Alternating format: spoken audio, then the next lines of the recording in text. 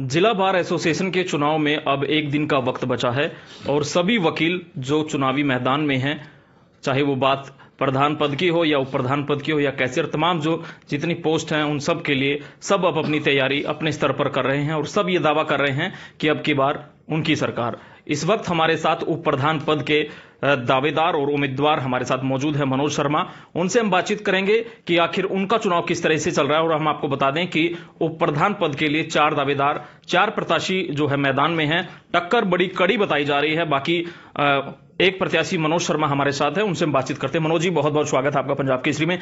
सबसे पहले मेरा यही सवाल है, कैसी तैयारी चल रही है, कैसा माहौल चल रहा है? यहाँ पर कोई इतनी टक्कर नहीं है, एक तरफा चुनाव है, क्योंकि मैं मई से लगभग चुनाव की तैयारी कर रहा हूँ। चुनाव सभी ने मुझे आशीर्वाद दिया है, अपने बड़ों ने आशीर्वाद दिया, भाइयों ने प्यार दिया है और मातृ शक्ति, युवा शक्ति, सभी से मिलकर मैं चुनाव लड़ रहा हूँ, आशीर्वाद लेकर तैयारी कर रहा हूँ। तो मैं यही है कि चुनाव का मेरा मुख्य उद्देश्य ये है कि वकीलों के हितों की लिए सोचना, वकीलों के बारे में कार्य करना, वकीलों की एक सेवक की भांति कार्य करना, मेरा मुख्य उद्देश्य चुनाव का यही है। 4 दावेदार प्रत्याशी मैदान में हैं। आप कह रहे हैं कि एक तरफा चुनाव है, क्या किसी से कोई चुनौती नहीं मानते हैं? वोट तो डिवाइड होंगे, जाहिर सी बात है। ठीक है, वोट डिवाइड होते हैं और होंगे, पर यह है कि चुनौती किसी के साथ नहीं मुझे लग रही है, क्योंकि मैं भगवान की दया से मैंने यहाँ पर अपना वकालत के काम के साथ साथ प्यार और आशीर्वाद लिया है। काम सभी से प्रेम प्यार मेरा बना हुआ है और सभी का आशीर्वाद मेरे साथ रहा है और हर एक के साथ मिलनसार हमारा है।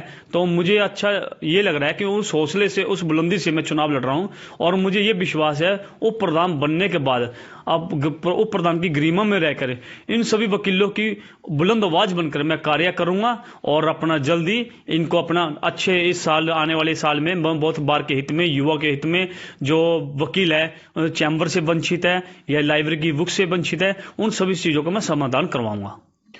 मैं आपसे अब ये जानना चाहता हूं कि इससे पहले भी आप कैशियर का चुनाव लड़े थे और जीते भी काफी अच्छे मार्जिन से थे। क्या उसका फायदा भी आपको इस चुनाव में मिल रहा है? हाँ, उसका फायदा ये मिल रहा है, मेरी पहले से ज्यादा पकड़ हो गई है, जान पहचान हो गई है, राम रमैया हो गया है। सभी वाई फेस वाई नेम से मुझे जानते हैं और सभी चैम्बर मुझे अपने चैम्बर लग रहे हैं, अपनापन लग रहा है। उनका घर जाता हूं तो प्रेम सा चेहरे से खिला रहता है। पहले के चुनाव में मुझे अपने बारे में बताना पड़ता था या कोई पूछता था, अब ऐसी कोई समस्या मेरे सामने नहीं आ रही है, बल्कि अब तो मुझे सभी के घरों का पता है और गलियों का पता है, तो सारे चुनाव मुझे ईजी लग रहा है। सब बड़े दावे कर रहे हैं। जैसे मेन तो ये बताया जाता है कि जो जिला बार एसोसिएशन का जो प्रधान है, वो मेन जो पोस्ट होती है वो प्रधान की होती है। लेकिन मैं ये जानना चाहता हूं कि चुनाव तो उप प्रधान का भी होता है, सेक्रेटरी का भी होता है और जो कैशियर पद से भी होता है। इसमें जो बाकी कैंडिडेट हैं उनका क्या रोल इस चुनाव में रहता है और जब वो जीत कर आते हैं तो वो उसके बाद उनका क्या रोल रहता है, वो क्या काम करते हैं? अगर प्रधान के अलावा उनका क्या रोल रहता है? ऐसा है, हमारी बार बहुत बड़ी बार है, पानीपत में ऐतिहासिक बार भी है, पुरानी बार भी है, हमारा परिवार बढ़ चुका है, इसलिए 5 पोस्टों पर चुनाव हो रहा है। और इस 5 पोस्टों पर बार के ऐसे कई बार ऐसा होता है, उप प्रधान भी जी तो प्रधान मौजूद, प्रधान भी जी तो उप प्रधान मौजूद, ऐसे अपने अपने रोल सभी भूमिका निभाते हैं। और ये एग्जिट कमेटी जो बनती है, मेन मुख्य तो वैसे प्रधान होता है और उनके साथ जो भी भूमिका निभाते हैं, तो सभी का कहीं ना कहीं रोल होता है। कोई आगे से फ्रंट आकर रोल करता है, कोई अपना पीछे से जो भी अपना ड्यूटियां लगती है वो अपनी संभालते हैं, तभी बार को चलाया जाता है। और बार के हित में तो हम ये खुशी होती है कि बार ने हमारे को बनाया है और इन 5 कमेटी के मेंबर, अपना जो भी एग्जिट कमेटी मेंबर है, इन बार की देख रेख के लिए, सेवा के लिए तुरंत लग जाती है। क्या आप विजन लेकर चल रहे हैं? आपने भी कुछ सोचा होगा कि मैं वकीलों के हित में ये काम करूंगा।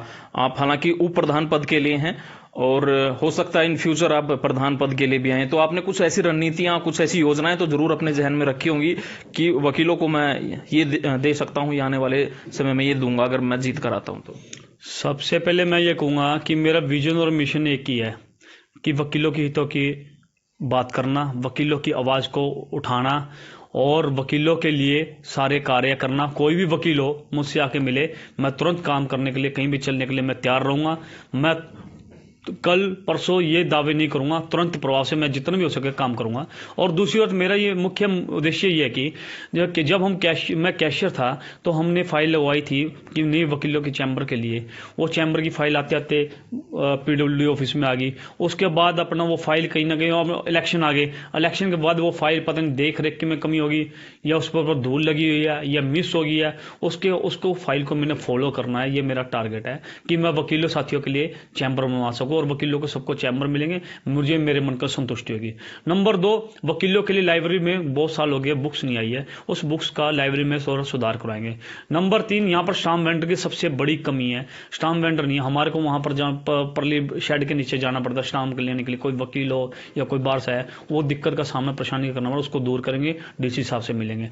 नंबर 3, हमारे को ये समस्या है कि अपना यहाँ पर डिस्पेंसरी नहीं है, वो डिस्पेंसरी का या डॉक्टर का प्रबंध करवाएंगे, चेकअप का, और समय समय पर अच्छे अच्छे कैंप लगवाएंगे हेल्थ के। और अपना न्यू वकीलों के लिए ट्रेनिंग सेंटर दी जाएगी कि वकालत कैसे करनी, किससे जुड़े, एक आधा जज बुला के उसमें गाइडलाइन देंगे। और उसके बाद मैं ये कहूँगा कि कोई भी हमारे जितने भी साथी हैं जो पुराने भी है या अब भी है, तो उन्होंने उस टाइम से, पुराने टाइम से हमारा चलो वेलफेयर फंड हमारा सिर्फ 2 लाख रुपया है।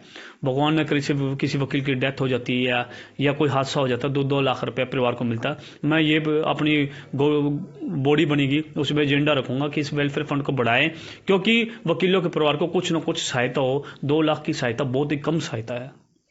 मैं ये जानना चाहता हूँ, जैसे चुनाव चाहे वो प्रधान का हो, बार का हो, या MLA का हो या MP का हो, उसमें सब बड़ा साम दम दंड भेद से जो है चुनाव लड़ते हैं और एक जातीय समीकरण जो देखा जाता है चुनाव में, क्या यहाँ पर भी बार के चुनाव में भी इस तरह के समीकरण जो है तय किए जाते हैं या बनते हैं कि उसको अपने पक्ष में ले लो, इस तरह की रणनीति से चुनाव लड़ा जाता है? यहाँ पर भी जातीय समीकरण पे मैं सवाल कर रहा हूँ कि जातीय समीकरण क्या बार के चुनाव में भी चलता है? मुझे नहीं लगता, क्योंकि वकील बहुत ही बुद्धिजीवी हैं।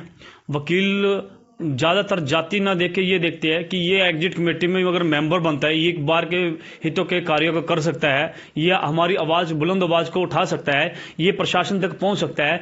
मुझे नहीं लगता कि ये जाति की संबंध गया है, जाति में कोई भी हो, पर मुझे इसमें क्वालिटी या व्यवहार देखा जाता है कि इसमें कितना दम कि वकीलों की समस्या को हल करने का, ये समस्या का समाधान करने के लिए इसमें सक्षम है या नहीं है, ये चीज देखी जाएगी। जैसे मैं ये भी जानना चाहता हूँ, क्या कोई ऐसी पावर है वकीलों के पास या वकीलों से ऊपर कोई, अगर आपके पास मतलब अथॉरिटी होगी कोई, कि अगर प्रधान गलत चलता है या कोई गलत काम करता है उसको रोकने के लिए कुछ ऐसी पावर है, या प्रधान उसमें कुछ अड़ंगा अड़ा सकते हैं उनको रोकने के लिए कि ये गलत काम हो रहा है, उसको कैसे रोका? कुछ इस तरह की पावर भी होती है बाहर के चुनाव में?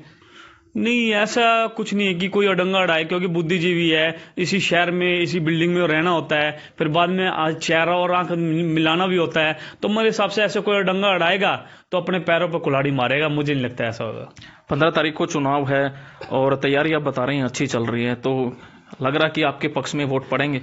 जी बिल्कुल, मुझे लग रहा है कि सभी सीनियर वकीलों का आशीर्वाद और युवा साथियों का, महिलाओं की शक्ति का आशीर्वाद सबका रहेगा, साथ रहेगा, और मैं अवश्य जीतूंगा, मुझे पूर्ण उम्मीद है। और मैं सभी से अपील भी करता हूँ और रिक्वेस्ट भी करता हूँ, हाथ जोड़ के विनम्र प्रार्थना करता हूँ कि 15 दिसंबर 2023 दिन शुक्रवार को मुझे EVM मशीन में मनोज शर्मा के सामने वाले बटन दबाकर ज़्यादा से ज़्यादा वोट प्रदान करें, ताकि मैं विजय हूँ और आपका सेवक बनकर सेवाएं प्रदान करनी शुरू कर दूं। मैं थोड़ी बजट पे थोड़ी बात करना चाहता हूँ मैं, मतलब चैम्बर जो बाहर का चुनाव होता है, प्रधान बनते हैं, इसमें बजट कहाँ से आता है और क्या पॉलिटिकल सहयोग भी आप लोगों को मिलता है जो काम यहाँ पर होते हैं? नहीं, पॉलिटिकल सहयोग नहीं होता है बजट का, और दूसरे बजट भी अपना मेरे हिसाब से नहीं, अपना सब सक्षम वकील है, सब अपने हिसाब से, अपना तरीके से, अपनी बुद्धि से अपना इलेक्शन लड़ रहे हैं।